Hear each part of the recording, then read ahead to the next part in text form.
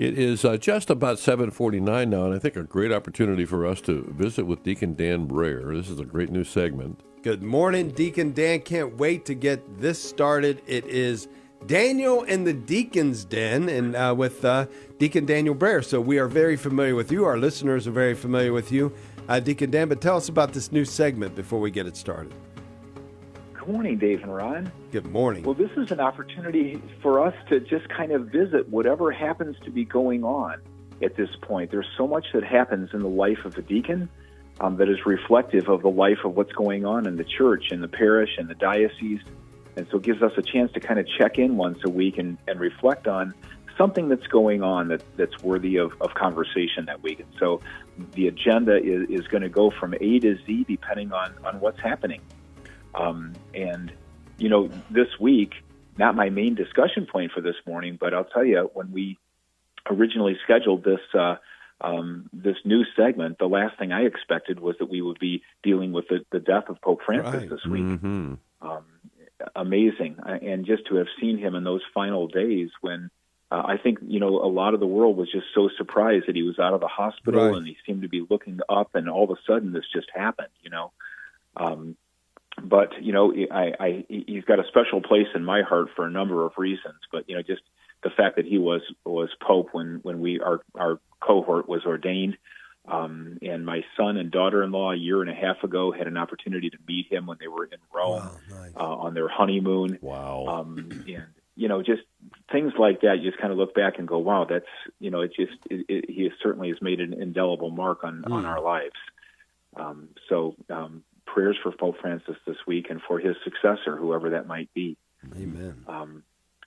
You know, it was interesting to me last week. I had an experience that I was reflecting on. I was leaving the office. I work at the Pastoral Center in the bishop's office as the delegate for permanent deacons. And I was leaving the office on Holy Thursday in the afternoon to go home. And I just found it very interesting that my colleagues in the office were all saying, "Have a blessed Triduum." Mm-hmm. And it just kind of, it struck me like I was walking to my car and I thought, you know what? Nobody today said to me, "Have a happy Easter." Right. You know? Right. And there's something to be said for that. You know, I was starting to recognize that this idea that we can't fully appreciate the joy of Easter and what that means until we've experienced the Last Supper, the arrest, the suffering, the death, the burial of Jesus first, you know, and then waited with him until the third day. And this is one of the many reasons why I always encourage. I minister at St. Thomas More University Parish in Bowling Green, and I'm always emphasizing to our students, you need to go to the entire Triduum, to be there on Holy Thursday, to be there on Good Friday, to be at the Vigil, because that's how you sort of escalate your way through what that entire suffering and resurrection is all about. And I really caught my eye today because, you know, this gospel story from Emmaus, which, you know, what a great story. We could dig into Emmaus forever, right? I mean, there are books written on this.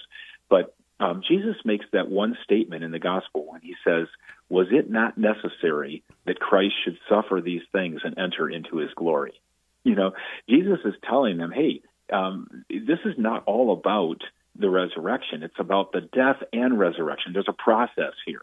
You know, and it kind of sounds trite, but we can't really appreciate the sunny, warm day unless we've experienced a cold, rainy day first.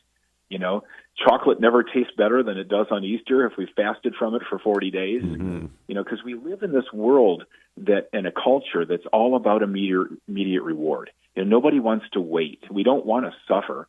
This is a world where Christmas trees are on sale in September and the Easter bunnies are in the stores in January, you know. Yeah. We don't have the patience to wait until Christmas any more than we have the patience to wait until after marriage, you know.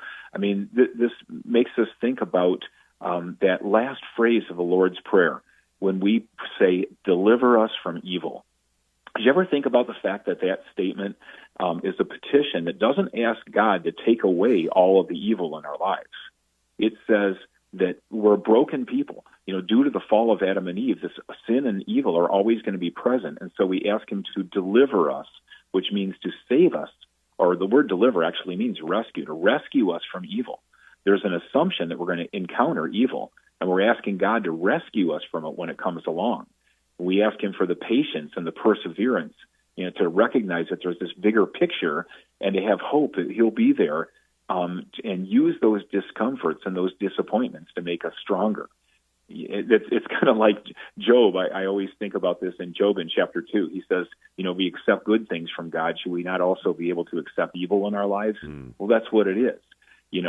God takes death itself in the case of Jesus, and he rescues him from it. He doesn't avoid the suffering. He uses it to display that glory of God.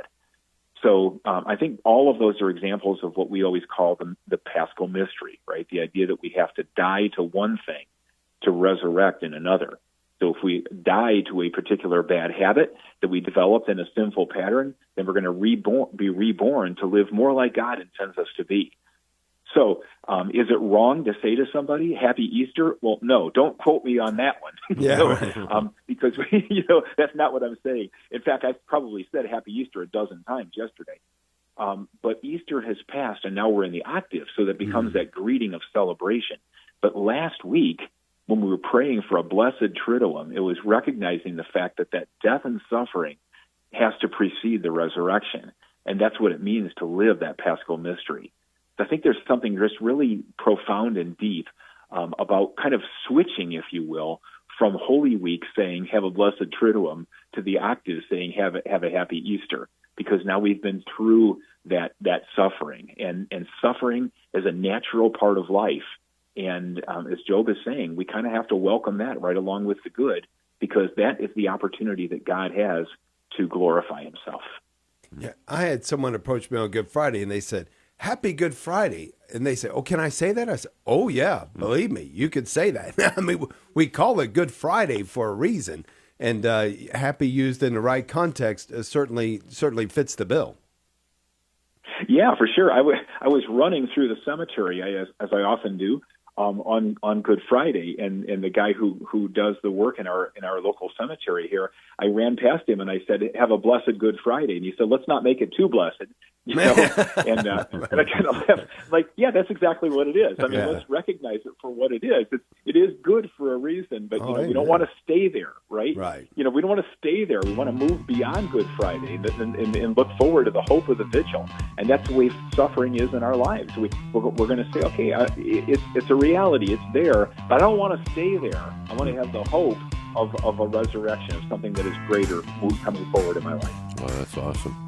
Daniel in the Deacon's Den, Deacon Dan Brahier, thank you so much.